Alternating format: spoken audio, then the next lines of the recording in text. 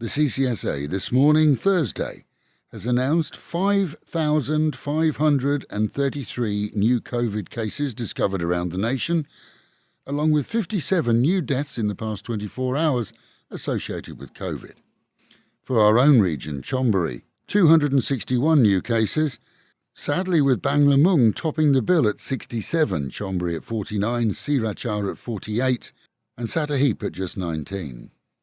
If you go down to Phuket today, you're sure in for a big surprise because today's the day that the so-called sandbox program kicks off. Just over 250 visitors are expected to arrive in the island today as it opens for vaxpats and tourists. Strict requirements will see anyone arriving vetted for vaccination status, and the program will be monitored closely by both state and local officials.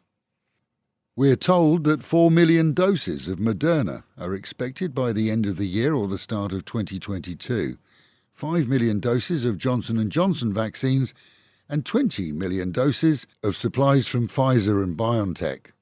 This is the Infectious Disease Association of Thailand, according to state media service Thai PBS, is calling on the Thai government to procure alternatives to China's Sinovac, citing concerns over the Chinese vaccine's efficiency against new variants, especially the virulent Indian strain.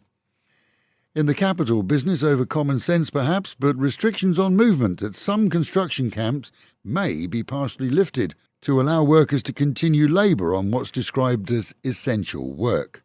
This at locations where safety could become an issue if left in its current state, and on hospital projects. Sense, though, prevails as the 5-day national holiday for July has been cancelled by the government.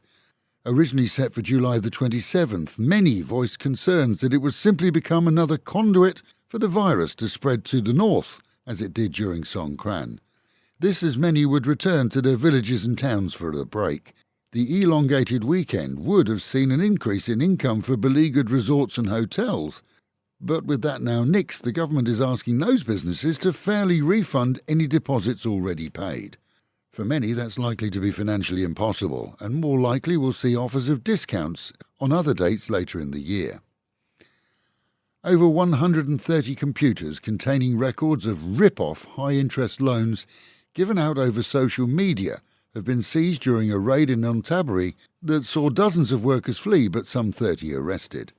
Using phone apps that promised the best of loans, the extortionate interest rate scam aimed at Thais in financial difficulties. It deducted some 40% of the loan amount for arrangement fees and then sent debt collectors to those who fell behind. One operator alone is said to have been servicing and chasing and hassling 2,000 borrowers. Multiply that by the number of staff, 50, and you have an idea of the size of this loan shark operation. Meth users will find their illegal drugs going up in price, as some 8 million pills were seized from 2 vehicles in a police sting in Lop Buri province. 4 mules were arrested and confessed to being en route to the capital to deliver 21 sacks of the drugs. They admitted to being paid up to 200,000 baht each per delivery and will by now have given full lists of everyone they know in the illegal drug business for sure. Meanwhile, in our own area, in Rayong province, beaches closed from 8 in the evening until 5 in the morning, following an increase in COVID cases there. The order, which went into effect this week, is intended to dissuade social gatherings on the shoreline, but no word on whether this will be properly applied on Koh Samet, which is within the province but has seen most residents vaccinated. Here in Pattaya, at least one additional work camp was sealed off yesterday, this time just off the Teprasit Road. Visits by officials yesterday are thought to have been part of an operation to check and inspect camps around the city. Provincial and city teams are expected today to announce extra restrictions for our own area, following the increase in COVID cases around the province.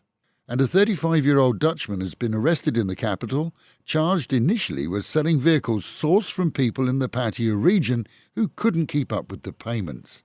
It seems that he changed the number plates and sold them, as if without a lien, to new owners. He was also found to be on a 10-year overstay, so will now be firmly housed at the less-than-comfortable immigration detention centre.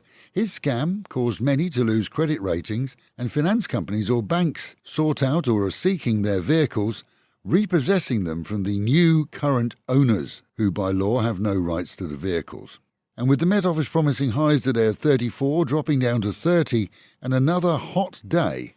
Local and national news today from Fabulous 103 FM and Fabulous Pattaya Media Group. And to get a notification every time we release another bulletin or program, like and subscribe to our channel, Fabulous Pattaya Media Group, by using the link below.